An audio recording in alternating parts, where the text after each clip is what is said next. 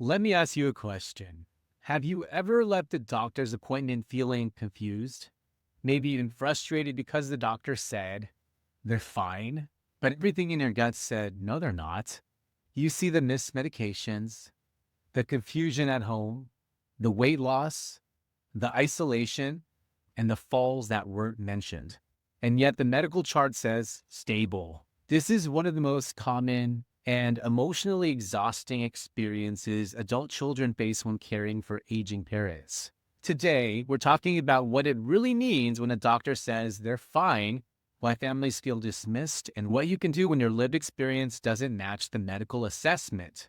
Hi, I'm Corpus, a Senior Transition Specialist and Seniors Real Estate Expert based in the San Francisco Bay Area. I'm also part of the sandwich generation, balancing my own life while balancing families across Contra Costa, Alameda, Santa Clara, San Mateo, and San Francisco counties, navigate senior care decisions with clarity instead of crisis.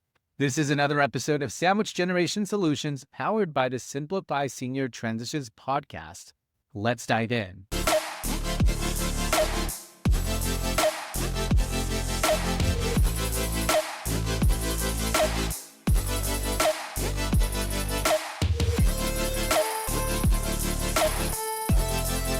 Here's the hard truth most families don't realize. Doctors often see snapshots, not daily life. A typical appointment might show a parent who's dressed, sitting upright, answering basic questions, saying, I'm fine. But what doctors don't see, the missed meals, the unpaid bills, the clutter, the isolation, the medication confusion, the unsafe driving, and the quiet decline between visits. So when the doctor says they're fine, they're often saying nothing is medically urgent right now. That's very different from they're functioning safely day to day. Another uncomfortable truth, many seniors downplay symptoms, not because they're lying, but because they're afraid. Afraid of losing independence, being forced to move, becoming a burden, giving up driving, and being labeled incapable. I've had parents tell me privately, I didn't want to say anything. I don't want to end up anywhere. So they perform well in the exam room and unravel at home. A point to make is that medical stability does not equal life stability. This is a critical distinction families need to understand. A parent could be medically stable, cognitively declining, functionally unsafe, socially isolated, and emotionally struggling. Healthcare systems are designed to treat conditions, not contexts, which means falls might not get reported, confusion gets dismissed as normal aging, loneliness isn't measured, home safety isn't assessed, and caregiver strain isn't addressed, and adult children are left holding the gap. This is where guilt and self-doubt creep in. Adult children start thinking, am I overreacting? Am I being dramatic? The doctor said they're fine, so why do I feel panicked? Let me say this clearly. Your lived experience matters. You are the one seeing patterns, not moments. And intuition, when paired with observation, is information. Here are common signs families notice before professionals do. Repeating the same stories in one conversation, missed medications or double dosing, boiled food in the fridge, declining hygiene, weight loss, increased irritability, withdrawal from activities, falls that go unreported, little car accidents, and unopened mail and unpaid bills. None of these show up on a blood test, but they matter deeply. Here's how to advocate effectively. 1. Document patterns. Keep notes, dates, specific examples. 2. Attend appointments or send a message beforehand.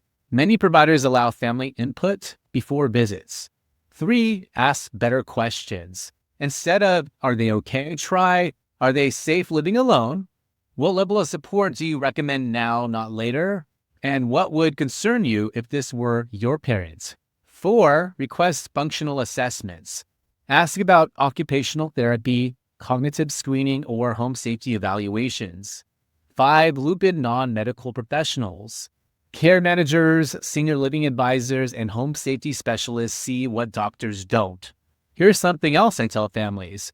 If 3 or more areas of life are slipping, safety, cognition, nutrition, mobility, hygiene, isolation, it's time to act. Waiting for a doctor to say it's time often means waiting for a crisis. And crises remove choice.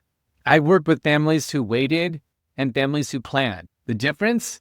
Those who planned had options, had time, preserved dignity, reduced guilt, and avoided forced decisions.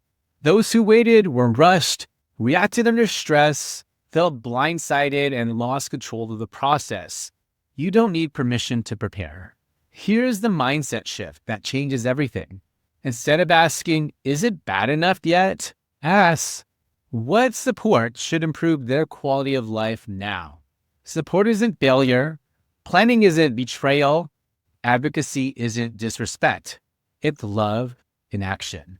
So today we covered why doctors say they're fine, why seniors mask symptoms, the difference between medical and functional stability, red flags families notice first, how to advocate effectively, when to trust your instincts, and why planning early preserves choice. If this episode felt familiar, you're not imagining things. This has been another episode of Sandwich Generation Solutions powered by the Simplify Senior Transitions podcast. If your family is questioning what's next, senior living options, in-home support, downsizing, or what to do with the parent's home, I can help. Schedule a free consultation and learn more about my services at www.simplifyseniortransitions.com. Have a quick question, you can DM me anytime on Instagram at soldbydale. And don't forget, you can watch and listen to the Simplify Senior Transitions podcast on YouTube, Spotify, Apple Podcasts, and all major podcast platforms. If this episode resonated, please like, subscribe, and share it with someone who's quietly carrying this concern. I'm Dale Corpus, and I'll see you in the next episode.